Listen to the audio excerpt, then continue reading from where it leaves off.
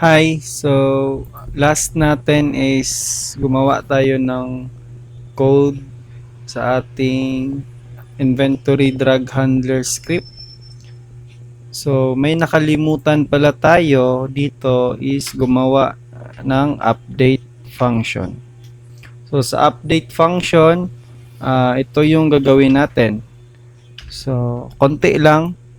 So if drug na icon is enabled, then therefore ito yung gagawin natin, rect. So the rect transform utility that screen point to local, local, dapat local, and then the canvas that world camera, mali, transform pala, as rect transform, comma, and then input dot mouse position, comma again, then the canvas dot render mode equal to our render mode na screen overlay, screen space overlay, then question mark, then null, tapos ratio canvas dot world camera out vector 2 position, and then ayan, so ganyan kataas. Next,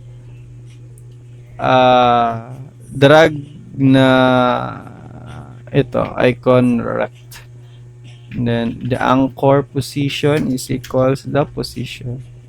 So ang purpose niyan, pag may napindot tayo na object, yung picture or yung icon ng slot na nilong press natin is pa-follow sa ating cursor. So ito. So save. Okay, then sa slot UI na tayo. So sa slot UI, ang kailangan natin is add tayo nito using Unity engine dot event systems. So marami-rami tayong extend na interface. So I begin drag handler, I drag handler, I end drag handler, I drop handler, and then the meron pa pala I pointer na down handler. The last one is I pointer na I pointer na up handler. Ayun. So bakit nag-error ito? So since ibig sabihin yung I kasi interface yan. Pag nag-extend tayo ng interface na class, kailangan natin implement yung mga interface member niyan. So to fix it, implement interface,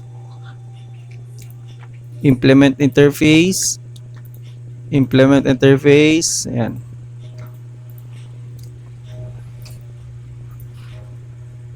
Ito din.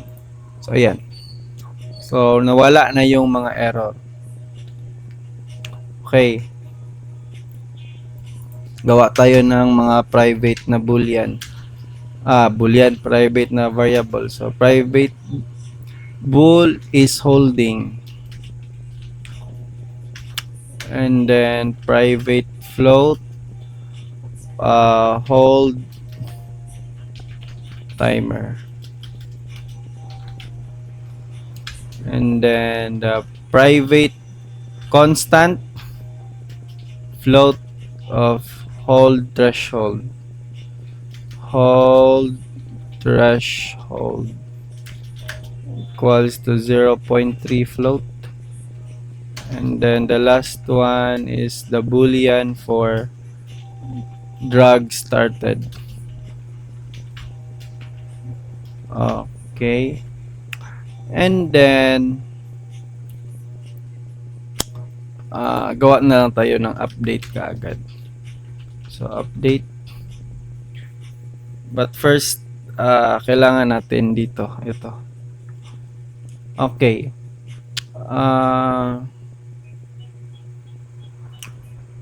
Kailangan natin mag-enable. Ayun.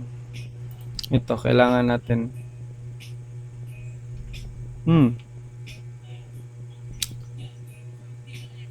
Huwag na pala. Dito na tayo kaagad sa mga handler. So, pointer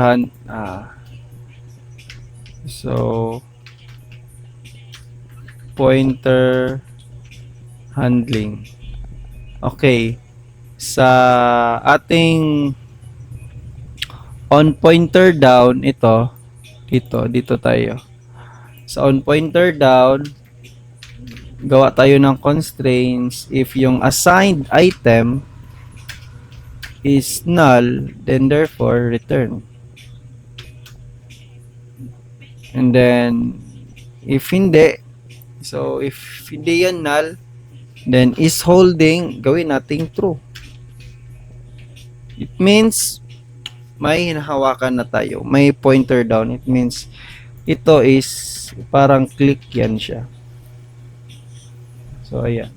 So click, and then the hold timer will start 0, and then the drag started is equals to false. Kasi nga click pa lang ito. Isang pindot pa lang yan. So, yung drag started is naka-false pa. At saka yung timer is 0. But you are already holding. So, ayan. And then, sa on pointer up, ito yung purpose dito is yung after mo mag-down and then tawag nito. So, kabaliktaran niya ng down. Ito naman yung sa up. Ito is pag-click mo and then pag-release ng click. So, click, release. Bilis naman nag 7 minutes. And then, ito sa pointer up. Is holding is equals to false. And then the hold timer also 0. Then, gawa tayo ng constraint. Wag na pala. So, yan lang. And then, sa on begin drag. Ito. On begin drag.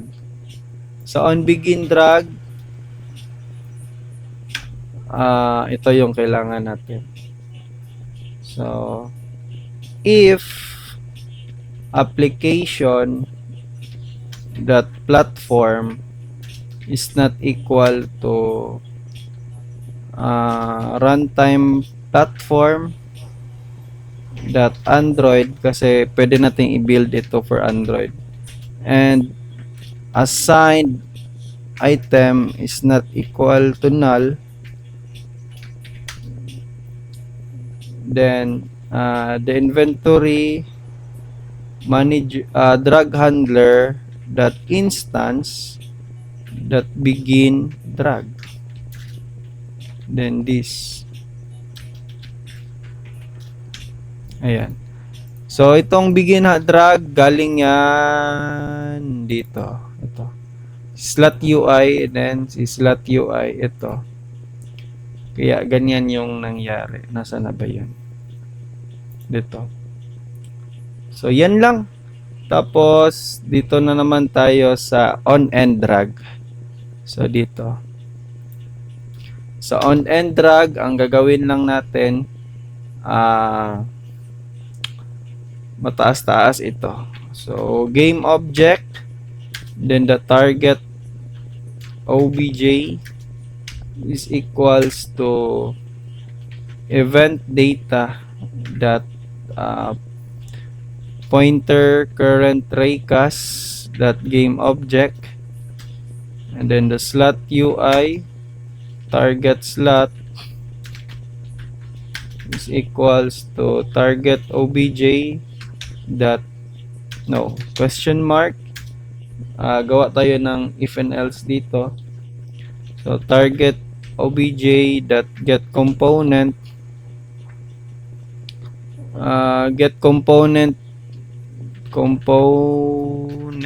in parent, and then the slot UI,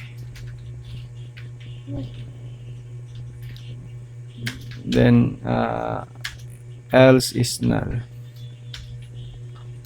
Tapos inventory na drag handler,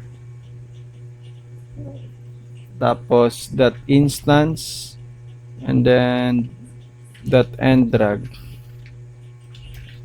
the target slot. So ito, kung punta tayo dito, tatawagin natin itong end drag target slot. Ayan. And then wag nating kalimutan i-reset yung mga boolean na itong is holding at saka hold timer. So is holding, gawin nating false. Si drag started, gawin nating false. And then the hold timer, gawin nating equals 0. So ganyan. So yan lang. So itong dalawang ito, pwedeng wala muna to. Pwedeng comment lang yan. Ganyan, pwede lang yan. So pwedeng walang laman kasi nga nagtawag kasi tayo dito. And then sa update, ayun, sa update. Sa update, if is holding is true and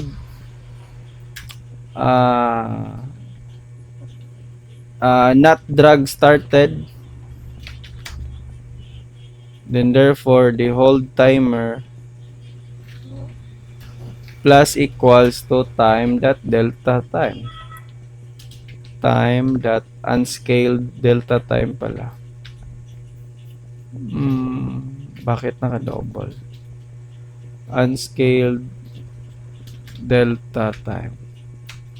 So if the hold timer is greater or equal to hold threshold, then therefore the drag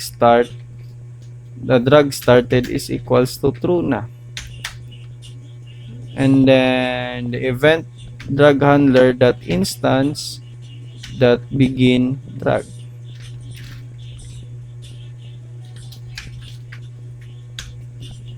So ayan.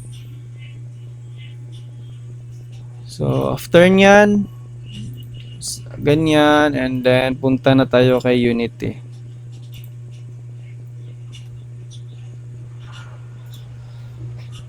Sige, sa canvas gawa ka ng UI na image. Sabihin nating drag icon, and then sa inventory manager drag add nyo yung event na drag handler. So drag itong drag icon, and then the canvas, and then the inventory manager.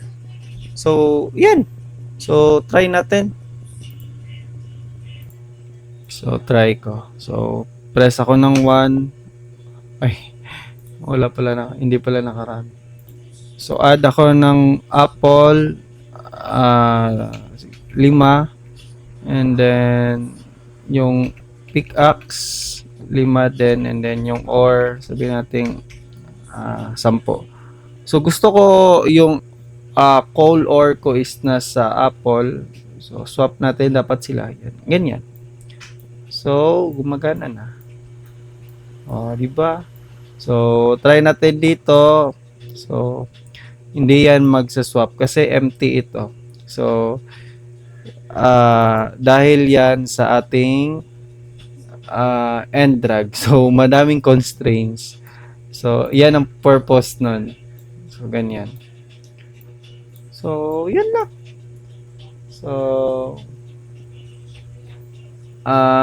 next natin gagawin is kung paano natin ma-use yung mga items natin.